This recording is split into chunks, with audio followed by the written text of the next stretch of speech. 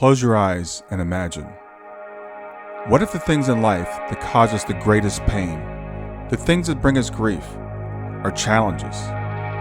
Challenges designed to help us grow, to ultimately become what we were always meant to be. We feel like we've been buried, but what if, like a seed, we've been planted? And having been planted, we grow to become a mighty tree. Now, open your eyes. Open your eyes to this way of viewing life. Come with me as we explore your true, infinite, eternal nature. This is Grief to Growth, and I am your host, Brian Smith. Hey everybody, this is Brian Smith back with another episode of Grief to Growth. And today I've got with me a fellow shining light parent, and her name is Dolores Cruz. Dolores grew up in Los Angeles, where she attended USC as a theater arts major. A few years after she received her Bachelor of Arts, she met her husband, Joey. And she met Joey while taking classes at a theater in Hollywood. She put her acting aspirations aside when they married in 1985, and she immediately started her family. While she was working full-time as an elementary school teacher and part-time as a dance teacher at a local dance studio, she and Joey raised their 4 children: Nicholas, Jessica, Vanessa, and Eric. Dolores never hesitates to mention that Eric came as a total surprise, and we'll probably talk about that as we get into the interview. Against the odds, and he brought even more joy to their family than they already had, as they continued to live a very busy full life as a family of 6. Then on May 12th of 2017, tragedy struck when Eric was killed in a car accident on his way home late one night. And we'll talk about that. I don't want to spoil the whole thing by reading the entire bio. So we'll talk about that as we get into it. But Dolores is the author of the book, Look Around, A Mother's Journey from Grief and Despair to Healing and Hope. And her book tells not only the story of her spiritual journey, but also tells about Eric, who he was and how he touched all those around him. And now she understands that he was meant to come to this world for a short time, so that his family could continue to learn and grow and pass on his legacy of love. And Dolores continues to honor Eric by sharing healing and hope with other parents whose children have transitioned, as an affiliate leader and caring listener with Helping Parents Heal. So I want to welcome you to Grief to Growth, Dolores. Thanks so much, Brian. I'm really happy to be here. I appreciate it. Yeah, it's great to meet you face to face. I know we're fellow Helping Parents Heal parents, and I mentioned in the introduction that your son Eric transitioned. So I do want to talk about that and your life leading up to that. So I have read your book. It's a fantastic book. It takes us on your life journey. So we won't be able to cover all that today. So I want to say, people that are interested, go ahead and get the book. But tell me about your story and how Eric came into your life. Sure. So the usual life that we all hope to have, right? I went to college, I met my husband, had our family, our 4 kids, more than we expected. And I don't know if that's what we want to mention, but we really thought we were going to have 3. Mm-hmm. And like I said, against the odds, despite precautions, Eric showed up, and which surprised us, and we just were a little scared because we didn't have a huge amount of money, and life was we worked really hard, but we just thought, well, okay, I guess he's meant to be here. Yeah, obviously he really was. Just joys, raising our kids, all of them, and very busy and all of that. And so I was still working as an elementary school teacher. I'm now retired. And my husband's working, and he was out of town actually when this occurred. So Eric what I love to always bring up about Eric is that he was a drummer. Music, I come from a musical family. My mother was a violinist. My older brother, who also, by the way, passed away at age 26 because he had a congenital heart condition, he was a musician and composer.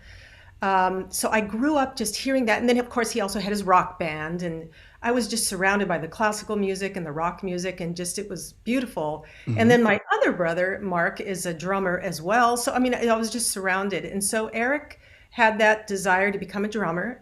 He was about 10 or 11 probably about 10 when he mentioned it. And we were like, save your money if you want that drum kit. And he did. Mm-hmm.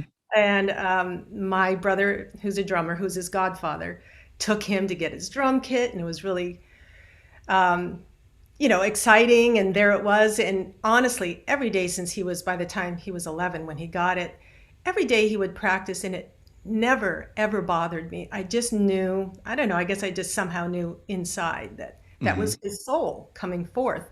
That's what he was bringing to us. So never had an issue with noise or anything like that. Hmm. And he loved it, went to high school, took 4 years of music, orchestra, drum line.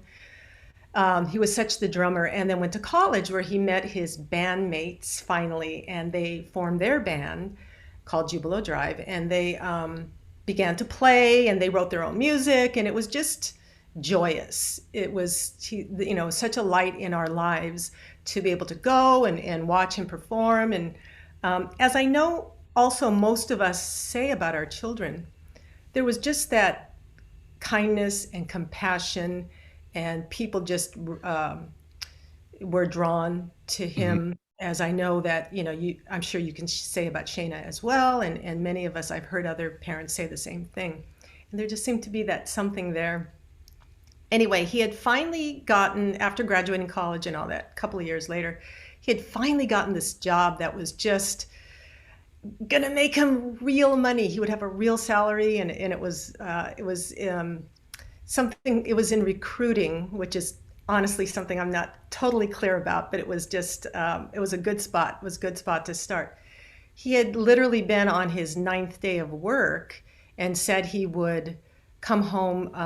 Well, he was going to stay out to hang out with his new uh, and friends at work. Yeah. And so, I thought, well, that's great. That's typical of him. And said, okay, great. And he was still living at home along with his sister Vanessa, and my other two children were already living out of the house, and they were extremely close, having gone to all the same schools. They had many of the same friends. Hmm. Spent a lot of time together. Anyway, so he it was, I go to bed early because I have to get up. I would have to get up at like 5 a.m. So I'd try to get to bed by 9:30, whatever, 10 o'clock. And he wasn't home yet, which I thought was unusual because he was totally responsible. He really was a very responsible, and he was already had been going to bed earlier than usual, getting up early to go to work, and he wasn't home. And so, we were doing the usual texting. I was, and his sister, and as I found out later, his other siblings eventually were texting, where are you? And he initially said, oh, I'll just, we're just having a good time. I'll be home. Don't worry about me. And I went to bed Hmm. and got up the next morning about 5:15, and right away looked in his room, and he wasn't there. And so went into my daughter's room because my husband was, like I said, traveling. He was in Toronto on business. And I went to my daughter and I said, have you heard from Eric? And as soon as I said that, there was this horribly loud knock at the door. And I just knew what that was. And she got out of bed and we ran downstairs. And, it was the sheriff and coroner standing there saying that, does Eric Cruz live here? Yes. Well, he was killed in a car, or they said specifically he has passed away from, he was in a car accident. Hmm. And as you get the news, and it's just, everything falls apart and you're on the ground. And Yeah. um, anyway, the worst thing ever was having to call my husband, well, and my other kids as well, but to let him, Right. who he immediately got on a plane to come back. And um, we never, no, we don't know exactly what happened like that hour or so before, because the texting ended about an hour before his accident, which was at 12:30 a.m. So um, we, again, why was he out so late? Not sure. Was he not feeling well? Did he drink too much? I don't, maybe he was. I don't know. We just don't know for sure. Um, Right. so the but it was a horrific accident. Luckily it was just him. It didn't involve anyone else. And so we had to figure out what to do. Moment by moment, you don't know what to do. Yeah. You don't know what you're supposed to. How do you do this? We were not able to see him because his accident was so bad, and the car had burst into flames. It was just horrific. So it just felt like more pain. The thing is, I felt like I was in a deep, dark hole, and you know what that is. Yeah. I didn't know I didn't see any light. I felt totally pulled under, and I didn't know how I could ever feel joy again. I didn't worry about it. I didn't say it was impossible. I just had no idea how that could happen, Yeah. how to get there. So little by little, just someone sent me the book called On Grief and Grieving by David Kessler and Elizabeth Kubler-Ross, which got me to know who he was, and I was able to connect with him. Hmm. And started just reading all these books. I don't know, you may have done the same thing. I just read book after book, and people would give me books, and they were the right books, which is Hmm. interesting, right? Hmm. And then the one, Mary Neal's 7 lessons from heaven, and that just, oh my gosh, near death experiences. Oh, that's amazing. So then I'd read up on those, and I was raised Catholic. I went to Catholic schools. Even our kids went to Catholic schools. With all my siblings, I was the only one to send my kids to Catholic schools. That was just my choice and their choice, and that was Mm. all good. Um, and I was good with it. It was okay with me. I could find all the goodness that was in there. But when this happened, that did not comfort me anymore. I had no doubt about, I believed in God and in an Hmm. afterlife, but I just didn't know. I wanted to know where Eric was. Right. These books helped me to get an understanding of where he was, and they Hmm. comforted me. So, the near death experiences, and then went on to just, I don't know, I have a list in my book, but the mediums that people send me, I think it's George Anderson, or I read, there are just other books, I should have the list right here to mention in case anybody else wants to know. But um, John Edwards, somebody gave me Crossing Over It. So anyway, it just Hmm. opened up this bigger picture. And I like to say that, so this was my beliefs right here before, and it was fine. You had to find, there was bad and the good, but I could pull out the good. Hmm. But once that I started learning, it just exploded. And this was my belief system now. And it was so much better, so much more, so much deeper, and Yeah. it just helped me so much. Um, and I do want to mention that the way I got in, another interesting way that I became connected with helping parents heal was out of the blue, the following about 7 months later after Eric's accident. I get a friend request, a request from someone I didn't know. Hmm. And then I get a message saying, "Hi, your cousin Susie, who's really my second cousin, Susie. Well, I'm her cousin on the other side, and she told me about, Eric, and my son passed away recently, and I just want you to know about helping parents heal." And I said, "Oh, great." And that's how I got connected by this. How that's just so strange. It's like, well, how did Yeah. she know to tell me? So it was all meant to be that way. But yeah, um, again, just so much. I get so much through helping parents heal. Yeah. Uh, I can't even begin to explain it. And I went to the first conference in 2018. I know you were there, and Hmm.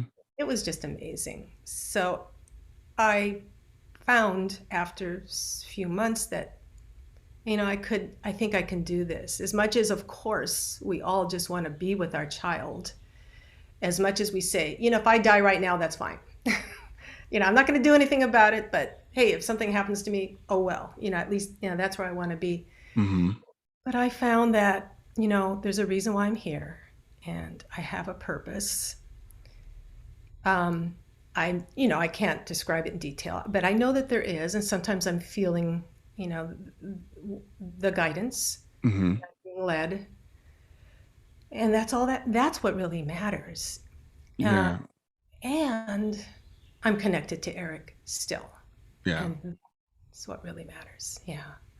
So So, yeah. how long would you say that it took you to find that there was still some purpose in being here? So you kind of talked about, like, it was right after it happens, you want to be with your child, and I think it's a very, very common thing. So what was it that what was it that led you to feel like you did have a purpose to be here? Wow. Yeah, I'm trying to think specifically. I know that I started to realize that probably within at the end of the first year. I'm just thinking that I started to feel like I do need to be here. Mm, I think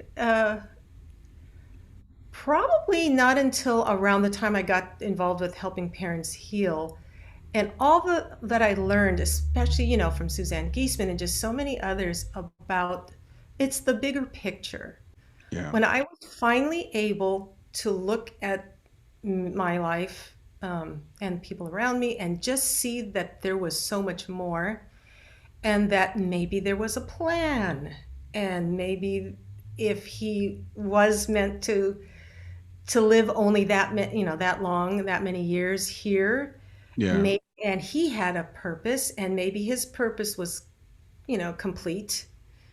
So I'm saying maybe because that's how it came in. It was like, well, okay, maybe that is like I was open to whatever would resonate, and if it Mhm. felt like I think this makes sense and I think this is right, then that became the truth for me. Yeah.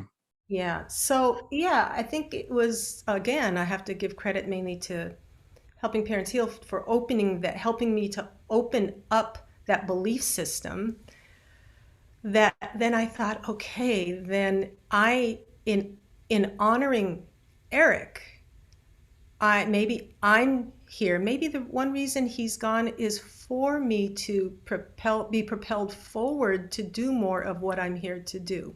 It just started to come to me that way.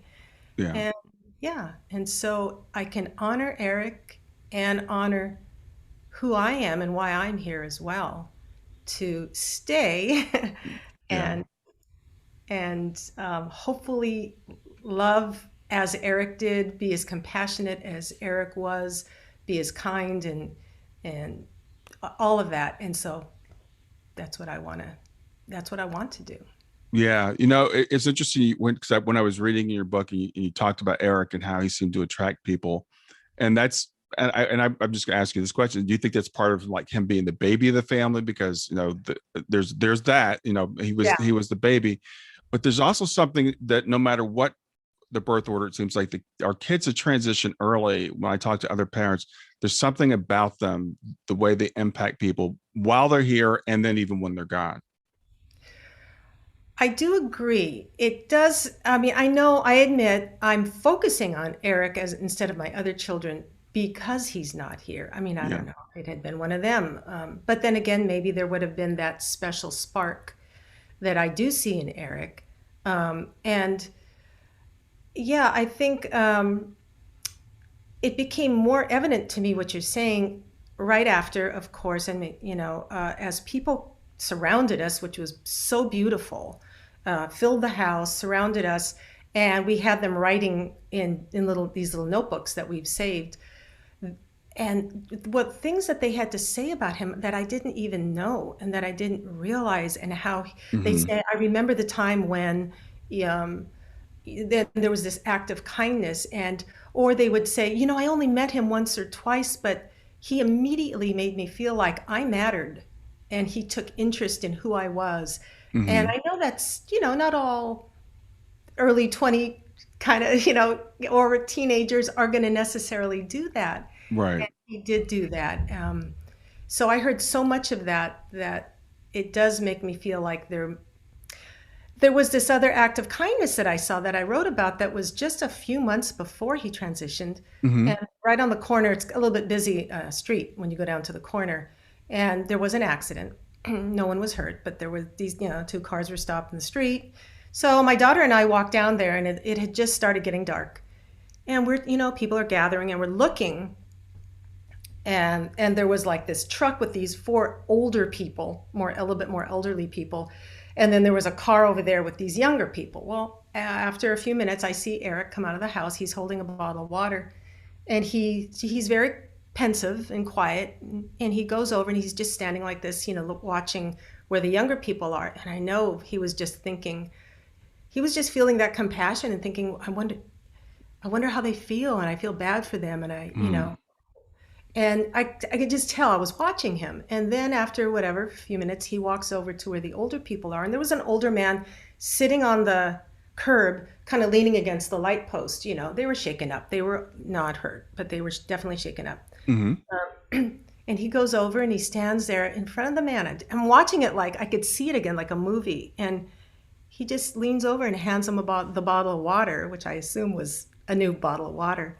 And the man takes it and he drinks from it, and they just say whatever. And I just went, oh my gosh, what Mm. a beautiful act of kindness. And it really touched me, and it's just stuck in my head. So that's, again, I think that's a awesome example of just who he was. Yeah. He just kind of had that. Yeah. And I want to talk to you about, you mentioned earlier that your beliefs were Catholic, that you were raised Catholic, you sent your kids to Catholic school. So, did when you started discovering this other stuff, did that conflict with your existing beliefs? Did you feel guilt coming out of that? Did you feel like your beliefs weren't enough? What caused you to open up to these other things? That's a great question, because, as a matter of fact, yes, it took me a while to stop feeling guilty about not just leaving, because really, to be honest, I was already separated from the church. I was not attending regular services anymore. That had stopped already after a couple of years, but I still felt connected, and I Mm-hmm. still identified, with the Mm-hmm. church. To some degree, I might still do that. But of course, let's face it, you start talking about mediums and all of that. And then I'm like, oh, I know according to what I hear, from the church and what everybody says, this is not a good thing. Right. But I just needed to move forward with finding out more. And I prayed about it. I did. I mean, I Mm-hmm. still prayed. And when I say prayed, it became then learning to meditate and then to listen and to ask the questions and see what comes in and help me to know the truth. Hmm. And I, what I found, not only just in this instance, let's say with mediums, but as I'm learning about other cultures and, Buddhism and shamanism and just everything was so beautiful. I thought, of course, there's not one way. Of course, there's so many ways to to know God. I like the word God. I know it's the divine source and all of that as well, the Mm-hmm. creator. Of Mm-hmm. course, there are so many ways. So just because I step away from here doesn't mean I don't like it. It just means that I like the bigger picture that I have found. And I think it's also beautiful, and my connections with Mother Nature now, which I can't even describe. I mean, I thank God, for my awareness, I guess, is what I want to say about Mm-hmm. the beauty and in nature and the sun and the moon. I mean, just all of that. I feel very kind of Native American as well. The indigenous beliefs, all of it is just fantastic. Mm-hmm. So, as time went on, no, I came to understand that much of what I was taught is a false belief, about restrictions and judgments and everything you can do wrong, and that it's really not that really, if you look in another light, it's there's so much good in all of this. Yeah. And that is a hard thing, I guess, for a lot of us because the church, and I don't want to bash religion or Christianity or Catholicism or anything, but there is this built-in fear and limitation. And I like the way you put it when you said my beliefs were like this, and now my beliefs are like this. And I've had people ask me about losing your faith or losing your religion or whatever. And in fact, it's funny. I was talking with someone the other day, a business person, and they work with Christian stuff, and they said, I see you're a believer," because they looked at my blog, and I said, or my website. I said, "Depends on how you define believer." What I tell people is I have more faith or belief now than I ever had when I was just confined to that little box that they put me in. Right. Because as you said, we get outside and we see, wow, this the same thing is taught in Buddhism and in Hinduism and in native beliefs and all these other faiths that have come to the same conclusions. minus the fear part that we were taught. That's a wonderful way to put it. I totally agree with that. Yes, it's interesting. I was just speaking with someone um, who has a relative who's elderly now and going to most likely be passing away soon, and she was describing that despite being such a Catholic and such a good Catholic and doing all the right things, that he's got such a fear of dying. And to me, I can only think that that's, again, the fear, because of the fear that was instilled as opposed to the love. Yeah. As opposed to focusing on the love, there is a focus on the fear. So, yeah, I agree with you on that for sure. Yeah, I think it's really important, and I'm glad that you discussed that and we're talking about this, because I've seen a lot of people, we go along with, I call it Sunday school religion. It's like we're taught this version of God and stuff in Sunday school, and it's good enough. It's good enough until something really blows up your life, and then suddenly I've seen people totally lose their faith and belief in anything, that Hmm. become totally materialists, become total atheists. And then for some of us, though, it seems to open us up. So that leads back to, what are your thoughts about, and when, I'd like to know how you reacted when you first heard this about soul planning, or that maybe this was planned for Eric to leave early. How did that strike you? Yeah, in the beginning, within those first couple of days when everyone is over and they're all coming up to you, a few people probably said, but I know a couple of people, well, it was his time to go. And I was like, no, it wasn't. It wasn't. He should be here. He had so much more to do and all of that. Mm-hmm. That just made me angry. Mm. But over time, and with all the reading I did, little by little, I began to see that, yes, you bring up soul planning. I always say that if it resonates in my heart, then I do believe it to be true. And it does feel right that some people say it's God's plan. I like to say we did it together, Mm. um, that it's our plan. It depends how you want to see that. Then again, some people say, well, we are God. So so anyway, however you Yeah. want to look at that's our words cannot fully express the true meaning. Right. But yeah, I absolutely now believe, and I've heard so many speakers on helping parents heal or mediums or just explain that um, some souls choose to be here for a shorter amount of time, that they'll choose their exit point, and maybe they'll skip that exit point. And I feel like he had another exit point that I can clearly recall. Mm. And that he probably, yeah, he had this crazy ski thing go on when he was studying abroad, and they were in Andorra. And he did one of those things where, because he didn't know, he was new, but he was doing a huge hill after a couple days thinking he could do it all right. And Yeah. he's down and trying to curve, and did one of those things where he flipped over and spun all the way down the side of a hill where all these trees were. Mm. And he didn't hit anything and he was fine. Yeah. I just thought, well, there would have been a perfect exit if he had chosen. Yeah. Thankfully, I'm glad we had some more years with him.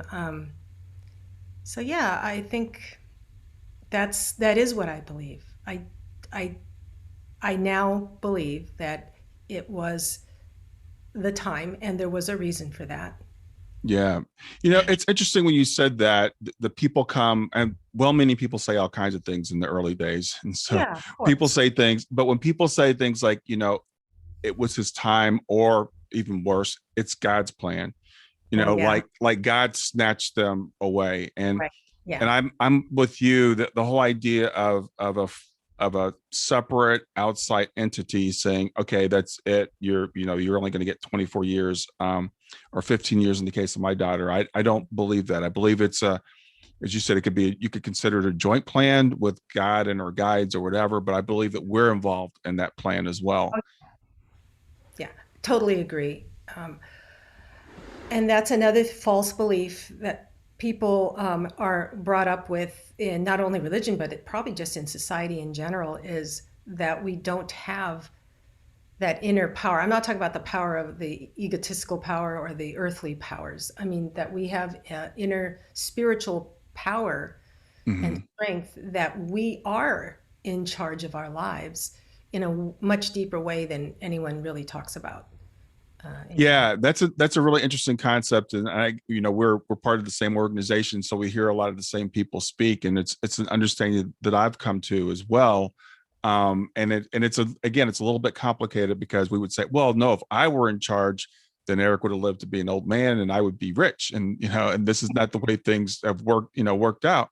But Yeah, that's our, as you said, that's kind of the ego part of us. That's the smaller part of us. Our higher self wants to have these adventures. We want to have these experiences, yeah, and we can start to see. And as you said, when Eric transitioned, it caused you to reevaluate your faith and your belief, and just totally expanded you. We'll get back to grief to growth in just a few seconds. Did you know that Brian is an author and a life coach? If you're grieving or know someone who is grieving, his book, Grief to Growth, is a best selling, easy to read book that might help you or someone you know. People work with Brian as a life coach to break through barriers and live their best lives.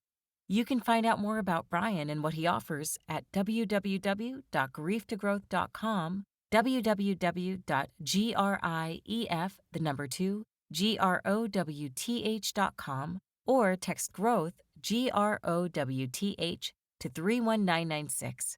If you'd like to support this podcast, visit www.patreon.com/grieftogrowth,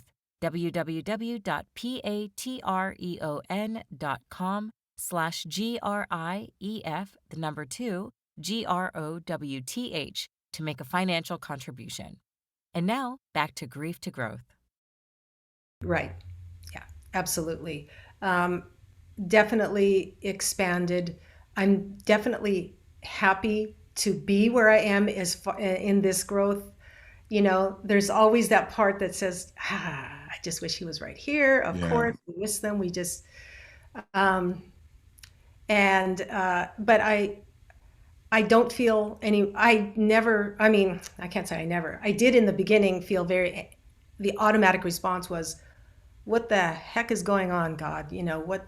Why did you do this? What's going on? What's the point? I Right. thought I was a good person. I Right. uh, because we connected with got to be good, and then you're going to get this, and that's really not it. I have learned it. It's not about a God standing there saying, well, okay, I think you did well enough. I'm going to make sure you get these blessings. And it's interesting when something good happens to someone and they go, oh, God is good. And I'm like, yeah, but what if that didn't happen? Would he still be good? Yeah, Yes. I mean, Yeah. so I don't look at it that way. I mean, yeah, I look around me at this amazing earth, and I'm reminding myself that I am here to enjoy it, and that it is, it is so beautiful. Um, but yeah, I don't think that, I was angry at first, but now it's not God who does things to us. It's just this plan that again is still a bit of a mystery to us, and Hmm. that's okay. That's okay. But I do feel it. Yeah. And yeah. Yeah, that belief that if we do good things, then good things will happen to us works up until right up until something bad Yeah. happens. And then it just totally falls apart. And I've never met anybody in my life that nothing bad has ever happened to. And people that Right. say, even the power of positive thinking and the law of attraction and all that stuff, again, that works to a certain point, because that's not the point. I don't believe that's the purpose of being on earth, is to live a carefree, pain-free life. We Right. we come, I think, for these experiences, um, which can, and you're a great example of, can actually help us to grow. That can help make us, into something that we wouldn't be otherwise. Right. I want to ask you about, again, about faith, because I think this is another important point that, at least for me, I we're taught in Sunday school, we're taught in church that we're all eternal beings. We're all going to be in heaven again someday. But when Mhm. people die, they're gone. They're in heaven. Some religions teach they're asleep. I just heard this the other day. They're like, well, the dead sleep, and then they don't return, raise, or until Jesus comes back or something. Mhm. But there's just this thing that I believe that they're still with us, and I know you've got that feeling about Eric as well. Yes, absolutely. I didn't realize just how close our loved ones are. And Hmm. you hear interesting stories. Every so often, someone will talk about, oh, and then this happened, and I felt like they were right there. But again, until it happens to you, you're like, it's just an interesting story. Hmm. But wow, even before reading any books, the very first thing that happened that just really, uh, I mean, it was wonderful, but it surprised me is that I had, of course, during those first few days, been telling Eric, "Where are you? Um, Hmm. I need you here. I want a hug from you." And I was saying that often. I was talking to him from the beginning. I Hmm. don't know why. I just did. I just I just knew he must be there. It just something I automatically did. Hmm. Anyway, about a week or 10 days later, I had gone to Whole Foods, and there was a couple of people, young people out in front with these tables, because it was for what's called the DARE program, and they were an organization that taught young people in school about drug resistance, and it was and drug and alcohol resistance education, I believe. Hopefully, I didn't get that wrong. And anyway, so they were there, and I noticed them as I went in, and I thought, oh yeah, they used to come to our school. I wonder where they've been. Anyway, as I came out, I thought, well, I'm going to make a donation. So I go up, and of course, the young man I speak to is like Eric's height, Eric's build, probably his same age, more or less his complexion and everything. So I'm talking to him, and oh, where have you guys been? He goes, oh, well, they cut funding, and so now we have to come and try to get funding elsewhere. I go, oh, well, sure. I write him a check, and he writes a receipt. And just as he's handing me the receipt, he says, how about a hug? Hmm. And it took me by surprise. And I just said, yeah, I'll always take a hug. And I Hmm. gave him a quick hug. I mean, it was just like, I didn't know what to think. Said, thank you very much. And then walked away. And I just went, oh my gosh, was that you, Eric? Yeah. I do. I believe it was. Hmm. I mean, I think then that was the beginning. Without even having, like I said, read any books or spoken to anyone about any of this, I thought, well, he is around. He is with us. So that was the first of many Yeah. times. Yeah. Tell me about some of the other sides you've gotten. Yeah. So some of the most obvious, maybe the biggest, I'll just Hmm. say, and then I Hmm. can talk about the subtle ones as well. Yeah. But 3 months later, I was, our family was attending the party of a very good friend's little girl she was going to be 5 years old. And it was kind of a family thing. So we all went. And as we're walking in, I felt the sadness of Eric not being with us. Hmm. I know he would have been. But then I immediately said, he's here. So I just, went in with that. And we're standing around, we were outside around a table, standing, holding plates and talking. And all of a sudden, right here in my peripheral vision, he was standing there and he was totally clear in my peripheral. Hmm. He was in color. I know he was wearing a Hawaiian shirt. He had, his facial hair, and he was looking towards the center like he was just standing around with us. Hmm. And I just slowly turned my head to look, and of course, he dissolved away. Hmm. But I knew that he was just saying, I'm here. It Yeah. was his way of letting me know. And I told my family about it, and they loved it. Yeah. Yeah. So yeah, and then another time, as far as seeing him, and these were the only times, well, kind of, was just 2 years later, which was a couple years ago. Um, my husband and I were with some friends in Europe. We were at Prague Castle, and when they say castle, it's this large area with many buildings. And so there's this extremely old church. I don't know, it's from the 13 or 1400s or something. Hmm. And so we were climbing up the spiral staircase that's all cement, and you've got walls you can touch to each side here. And there's like 280 steps or something. So we're walking up to go to the top, and we're older, so we're huffing and puffing and laughing. And I'm at the front, and so I look back, and there's the spiral, to look at my friend, and I saw Eric stand there for just a moment, just kind of, not solid, but just kind of ethereal. I don't know how else to describe it. Hmm. For Hmm. a moment, I saw what he was wearing, and he was between my husband and my friend.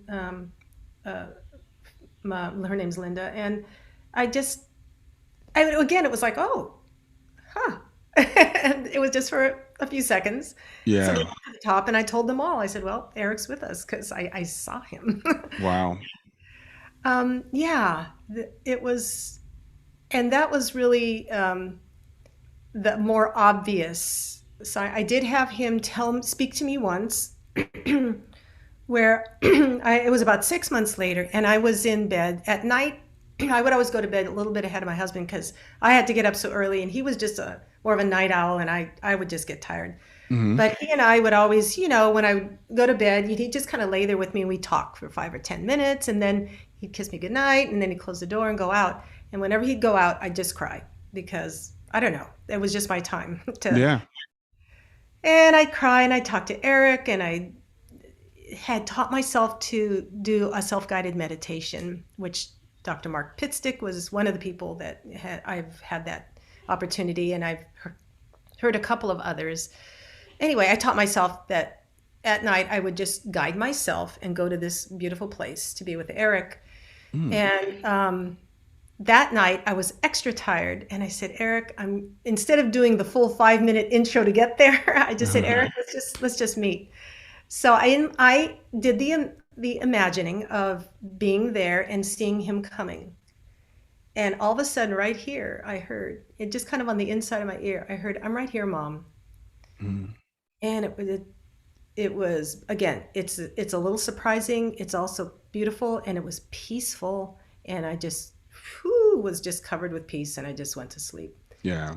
And again, just such beautiful gifts that we don't get them all the time, and that's okay, because once is enough just to let you know, really, if you believe it, then it's with you Yeah. always, because they're always with us. Yeah. Well, I really appreciate you sharing that, because I think a lot of us have had similar experiences, and people will chalk it up to, well, I'm just hallucinating, is Uh, wishful thinking, because people don't talk about it a lot. And as I've been on this journey and I've talked to people who are actually opening up, I'm finding out this is not as uncommon as we think, and our loved ones show up to us in many ways. So I do want to say, though, that those things are unusual. yes. Actually, seeing someone or hearing someone is very unusual. They typically come to us in more Yeah. mundane ways. Yeah.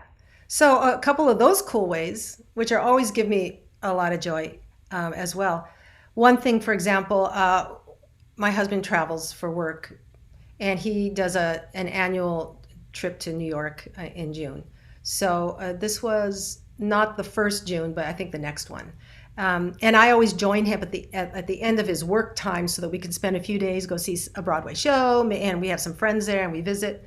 So I met him in the lobby, and I joined him. We go up to the room, and just as we get to the door, I just went, "Oh my God, look at the room number." And it was 2311, and his birthday is the 23rd of November. Oh wow. Hmm. And I mean, I saw it right away. And then my husband, who hadn't noticed all this time, he looks at it, he goes, "Oh my God." And it was just beautiful. And I said, "Well, see, he's been right here with you."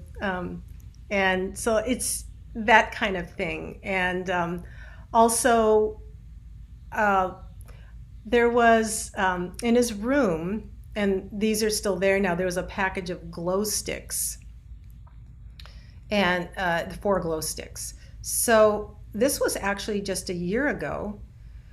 And I love that as the time goes by, I can still get these awesome signs. It's Hmm. but so my son was supposed to get married last May 7th. Obviously, that didn't happen because of the shutdown. So it was May. It was so I on a Friday, May 8th. I went in his room and I saw one of the sticks glowing. So of course I'm like, well, I wonder why it's glowing. And I asked my family members. No one had really been around because of shutdown, but I had my 2 daughters and my husband had been there. So I asked them, did anyone go in? Did anyone touch it? Do anything? They said no. Yeah. So I'm thinking right away, okay, is this Eric? And I look at the package, and it says that like 60 hours or something for glowing. I thought, oh, that's really cool. I told my husband. He said, I noticed it yesterday. Well, the day before had been May 7th, the day that my son should have gotten married. So that Hmm. was kind of special. Hmm. So it started on May 7th, May 8th, 9th. Sunday was Mother's Day, and by then the glow should have probably been on its way out, and it was still glowing brightly. Yeah. 2 days later was May 12th, the anniversary of Eric's transition, and it was still glowing. Wow. And I just and it continued for even yet a couple more days. So it went on for at least a week before it finally died down. We don't know how it started, except it happened to touch three very important, significant days. So I again think that was just a lovely sign from Yeah. Eric. Yeah. And signs like that are really wild. And it's also encouraging to hear that your mind is open to those things, because I've talked to people that say, well, I haven't gotten any signs. And then as we start to talk, then they'll say, well, except for this or this. And then I'm like, Yeah. those are the signs that you said you hadn't gotten. Right. It's everything. It's just the little things like for I know recently I want to say that let me just double check that one. For example, I had these two birds, these two crows, um, that when I go out my front door, my car, it's just a few steps down, and then that's the driveway. So my car is like right there, so I can be there. But then above there's some cable lines, right? And Hmm. it's not far up. So one day I had gone out when I was still working, and to go to work in the morning, and I look up and there's these two crows right there.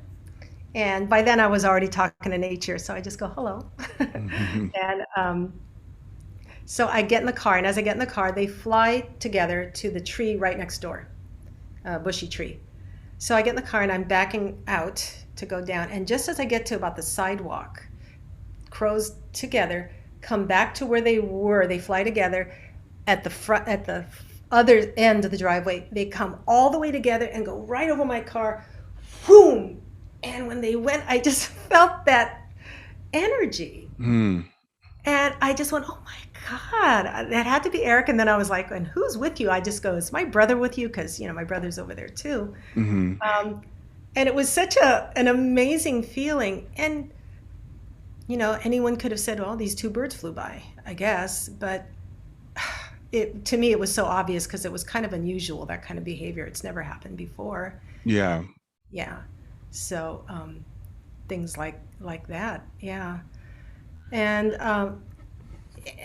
license plates, and I'll tell you about probably the coolest license plate. I get a lot of like, oh look, that says mom there. Oh look, there's one over there that says mom. Oh look, so you Mm-hmm. get those. Um, the coolest one was the one that said EC, which are his initials, Hmm. LV for love, and then MOM, Hmm. EC love mom. And it's like, what? Yeah. Yeah. Yeah. So, and literally, I've got journals loaded with I write them all down. And still, I mean, just yesterday I was writing them down. They're all around. Yeah.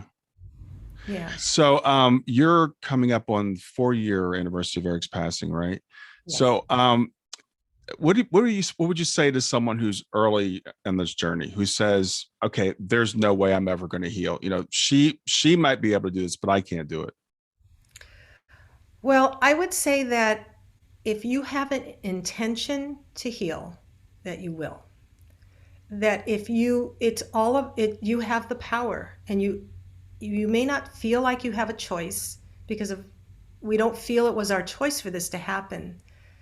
But I do believe we have a choice as to what we're going to do now. And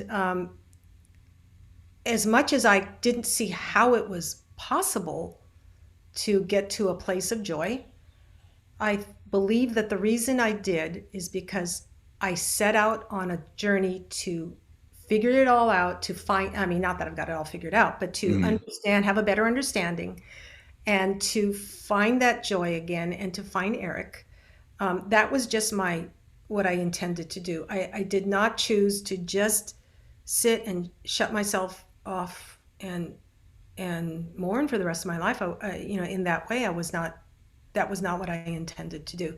So I just think it's your power of intention, yeah. you know, and looking, like you said, looking for the signs, not discounting, just believe. I mean, you can believe it or not. So why not believe it? Yeah. Uh, if it brings you joy and happiness. Yeah. Yeah, I think what I've found is a lot of times it's something I found in common because I've talked to so many parents is this just being open and do your own research, to really understand, Yeah. what's going on because the I guess the first thing is, as you said, setting that intention, but sometimes we can't even get there, because we're just like, I just want to be stuck for a while.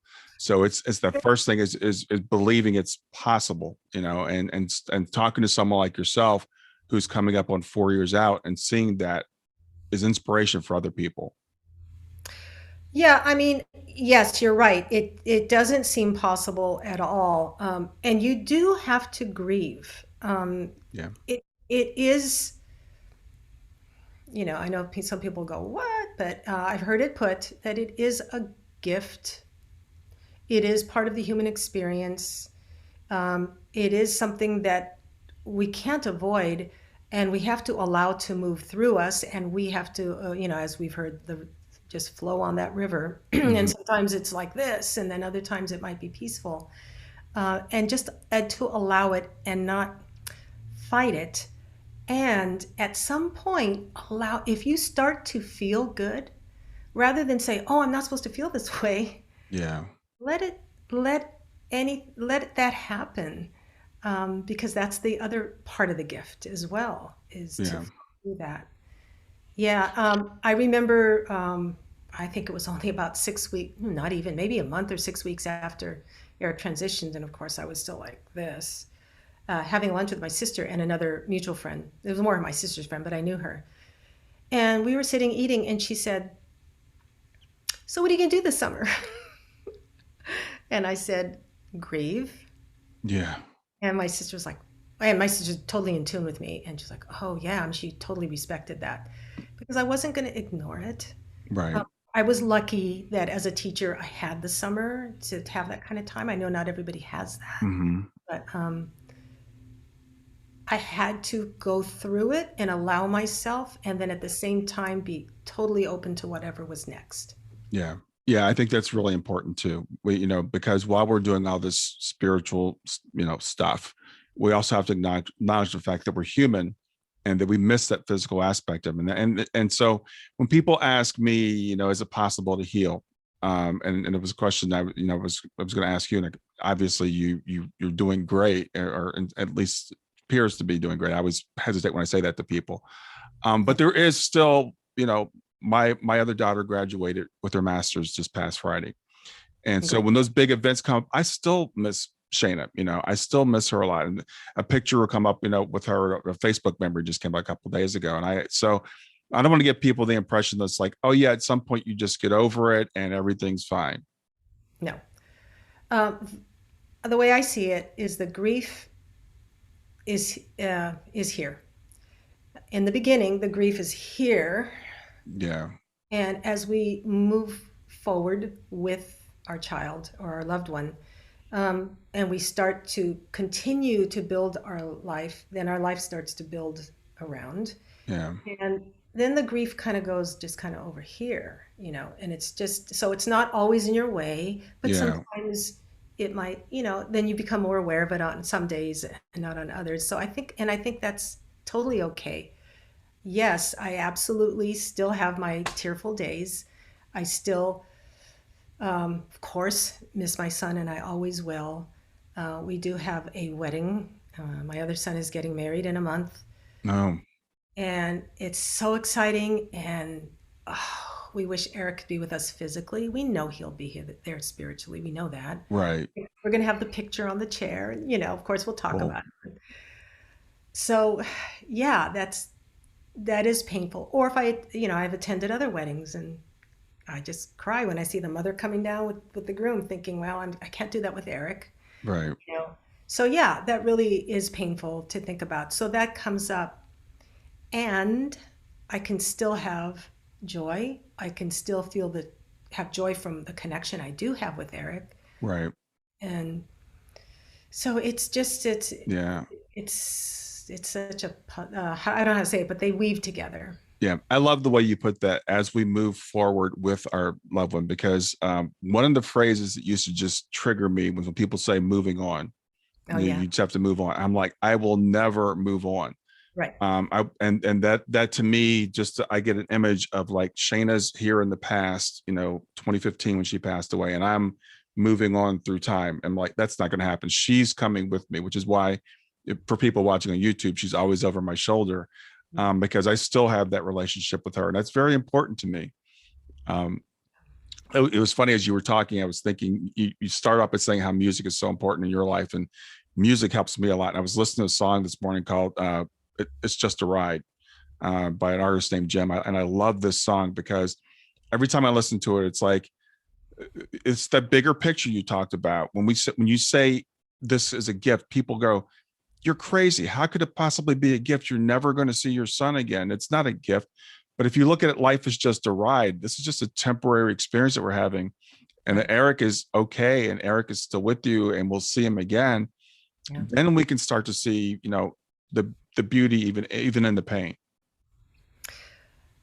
Yeah, and I know how strange that sounds, but I have found that to be true. There Mhm. is beauty in all of it, including the pain. Yeah. Uh, and that's, I guess, why it can be a gift as well. Because we, Yeah. because if we're here to feel all of it, to have the full experience, then that is part of why we're here. We can feel it in other ways besides our child transitioning, but I think it's just sort of like I said before, it's kind of a mystery how it works, but you just kind of know it in your Hmm. heart that there's something that this is as it is to be, and it's all good. Yeah. So Yeah. it sounds like I was going to ask you how your family, or how you're honoring Eric's legacy today. We've touched on several of these things. I like what you said about your son. I can't remember what's your older son's name? Nick. Nicholas. Okay. So yeah, you said Nick's getting married. You're going to have a picture of Eric at the wedding. I think that's really cool when people do that. I think Yeah. that's a great thing to do. And what other ways does your family keep Eric around? Well, he created his own music. His band created music, and of course, we still listen to that. And the band hasn't been able to play live. They did, of course. I have to move on and get a new drummer and all that. But boy, when they did play, and when they do again in the future, and we show up, and we're there because of course Eric's there. Why wouldn't Eric be with the band as they're playing? Hmm. So that's a way to honor. But the other thing is that aside from the fact that I did write a book in his honor, Hmm. Yeah. is that also I was looking for a music school because I wanted to do that scholarship thing.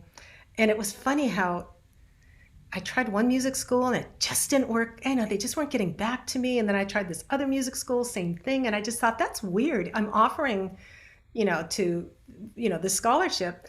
Hmm. Anyway, so I ended up at this old music school that's like 100 years old. They've been around in LA, in Los Angeles. And as it turns out, that's where, when my mother was 15, she moved from Milwaukee to LA, and she was a violinist, and that's where she took violin. And it never occurred to me. Wow. And I thought, and maybe my mom is trying to make sure that I go, I feel my mom had a hand in that. Hmm. And yes, so I was able to explain what I wanted to do. And so, yes, there's a drum student that I paid for a year of lessons to start, and then it can continue after that. But we started Wow. first year, and I don't know, I think he's 12 or 13, and it's just beautiful. And he's a beginner. And, Hmm. I know Eric would love, or does love that, that he and we are helping this student Yeah. to have lessons. That's And so awesome. yeah, so that just feels so good. Yeah. Yeah. It also is, it's another reminder of how things seem to work out the way they're supposed to. Sometimes we get frustrated because things aren't working out the way that, we feel like they should, and then something even better works out. So, I tell people, my background, I'm an engineer, so I'm a very analytical person. But the more I've gotten into this, the more I realize this world is like magical. There's all kinds of magical things that happen, events that happen to us, people that come into our lives. Like you said, the synchronicities. Someone gives you a book. A cousin of a cousin calls you up and Yeah. tells you about, helping parents heal, which has changed so many people's lives, including my life.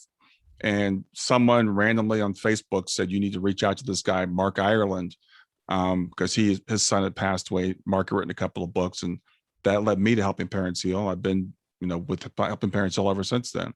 Yeah. Yeah. The connections we are all connected. Mm-hmm. And it is amazing. And that is why all those things happen, because we are all connected. And it is a miracle. Yeah. Who was it? Was it Einstein? No, I forget who. I'm going to quote the wrong person. But you can look at life as if nothing is a miracle or as if everything is a miracle. I think it was Einstein said that. Yeah. Okay. I want to say it was Einstein. Yeah. And when you really look at it, everything is so miraculous, and we are all connected. Yeah, absolutely. Well, Dolores, it's been really great getting to know you and to talk about Eric and talk about your book. So tell people where they can reach out to you and find out more. Great. So I have a website, which is Dolores Look Around, one word, at .com. And then I have a blog, DoloresLookAround.blogspot.com. Okay. Yeah. So, most of that has to do with either spirituality or, the other side of the veil, or my son, or so there's just some stuff going on there. It's kind of new. But I've got, that's what it's about. And yeah, and then the book is on Amazon, called Look Around. Yeah.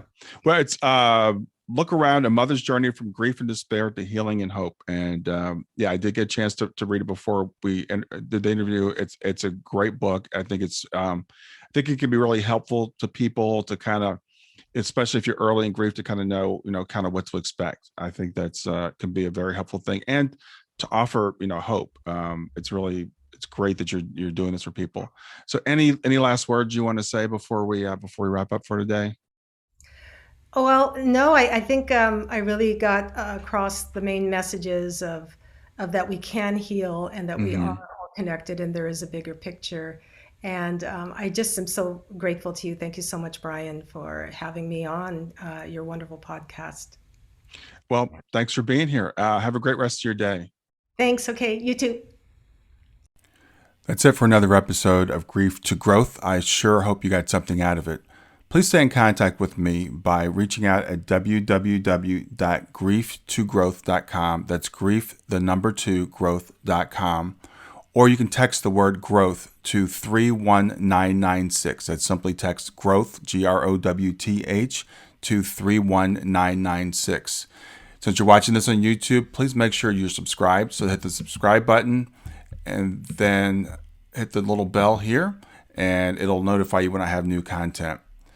Always, please share the information if you enjoy it. That helps me to get more views and to get the message out to more people. Thanks a lot, and have a wonderful day.